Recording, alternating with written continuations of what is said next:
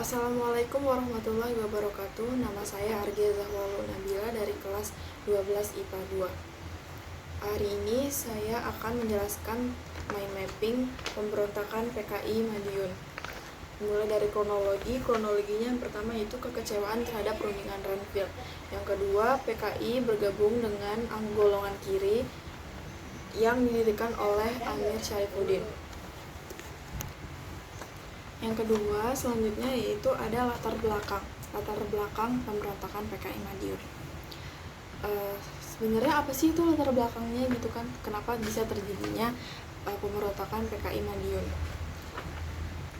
Di sini tertulis yang pertama terbentuknya FDR, yang kedua kedatangan Musso yang membawa paham komunis, yang ketiga kerjasama Musso dan Amir. Ya, saya jelaskan. Jadi latar belakangnya itu pemberontakan PKI Madiun itu berawal dari jatuhnya kabinet Amir Syarifuddin sebagai Perdana Menteri yang mewakili Indonesia dalam perjanjian Renville. Sejak penandatanganan perjanjian Renville, Amir Syarifuddin tidak lagi mendapat dukungan dalam kabinet. Pembentukan kabinet baru tidak disetujui oleh Amir Syarifuddin dengan kelompok sayap kiri lainnya yang kemudian bergabung dalam FDR, yaitu Front Demokrasi Rakyat yang didirikan oleh Amir Syarifuddin. Sementara itu, Musso, seorang tokoh komunis, sidang Politbiro PKI dengan nama Politbiro PKI pada tanggal 13 Agustus 1948 menawarkan sebuah gagasan yang dikenal dengan nama Jalan Baru untuk Republik Indonesia. Musso menghendaki partai kelas buruh dengan menamai namanya itu PKI. Ya, dengan memakai nama PKI itu. Pada awal September 1948, pimpinan PKI dipegang oleh Musso. Di bawah pimpinan Musso, PKI berhasil menarik partai dan organisasi kiri dalam FDR bergabung ke dalam PKI. Musso lalu membawa PKI ke dalam pemberontakan 18 September yang dicetus di Madiun. Selanjutnya di sini ada tujuan. Yang pertama yaitu membentuk negara Indonesia menjadi negara komunis. Yang kedua, menggulingkan kabinet Hatta.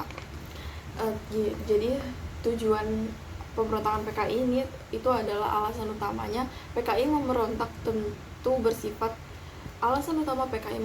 itu tentu bersifat ideologis, di mana mereka bercita-cita ingin menjadikan Indonesia sebagai negara komunis.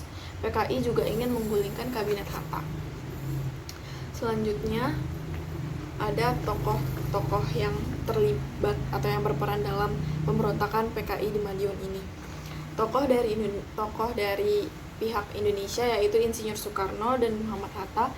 Tokoh yang dari pihak PKI itu ada Amir Syarifuddin dan Musso. Puncaknya yaitu puncak pemberontakan PKI di Madiun ini. Di sini tertulis panasnya kondisi politik di Indonesia sehingga terjadilah pemberontakan 18 September 1948.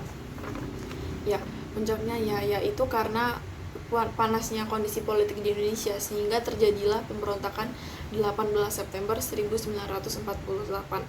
Di awal pemberontakan, pembunuhan terhadap pejabat pemerintah dan para pemimpin partai yang anti komunis terjadi.